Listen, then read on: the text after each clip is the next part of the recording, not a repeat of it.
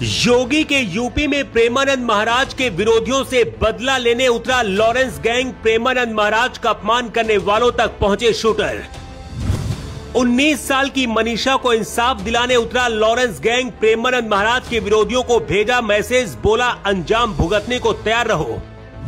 Lawrence gang ने किया ऐसा ऐलान सुनकर योगी आदित्यनाथ भी हैरान। हाई अलर्ट पर यूपी पुलिस। योगी के यूपी में बदला लेने उतरा लॉरेंस गैंग। जिन प्रेमानंद महाराज को दुनिया मानती है कृष्ण का अवतार, जिनके दर्शन के लिए वृंदावन में लग जाती है रात 2 बजे लाखों लोगों की कतार, सनातन की बात करने वाले महान संत का हुआ अपमान तो प्रेमानंद बाबा के विरोधियों से बदला लेने के लिए उतर पड़ा लॉरेंस गैंग।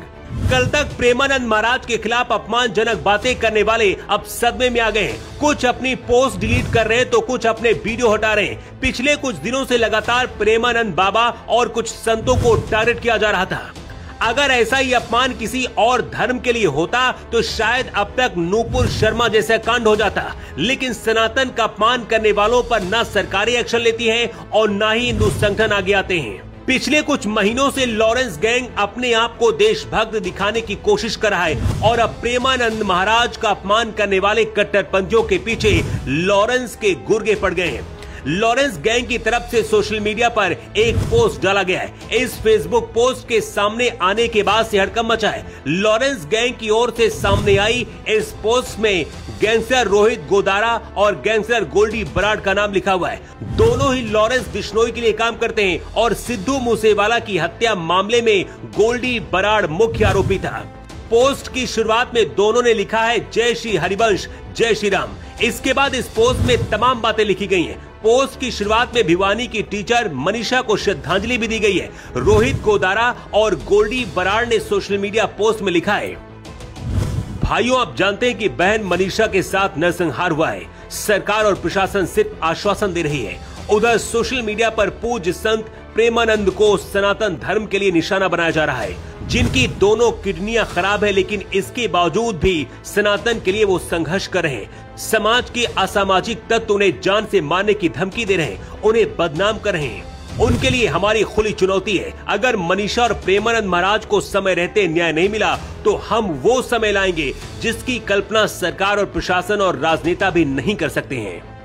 लॉरेंस गैंग के इस धमकी की वजह से हरियाणा और यूपी 2 प्रदेशों की चिंता बढ़ गई है। हरियाणा के सीएम नायब सिंह सैनी मनीषा की मौत एक हत्या है या फिर कुछ और, इसकी जांच करवा रहे हैं, लेकिन इसके बावजूद भी अब गैंगवार का डर बना हुआ है।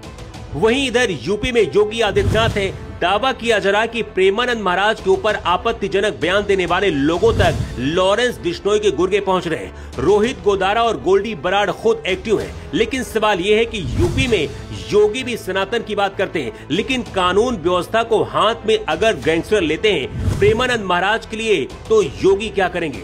अगर किसी दूसरे धर्म के ऊपर कोई बयान आता है आपत्तिजनक तो कानूनी कार्रवाई बहुत जल्दी होती है, लेकिन हिंदू धर्म को और सनातन को टारगेट करने वालों पर कार्रवाई नहीं की जाती।